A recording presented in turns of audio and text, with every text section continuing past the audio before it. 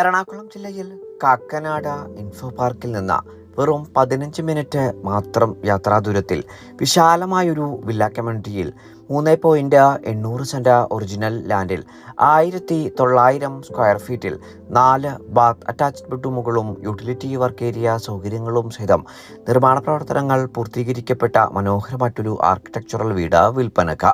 വാസ്തു നിയമപ്രകാരം പൂർത്തീകരിക്കപ്പെട്ടിരിക്കുന്ന ഈ വീടിന്റെ ദർശനം വരുന്നത് പടിഞ്ഞാറ് ഭാഗത്തേക്കാണ്.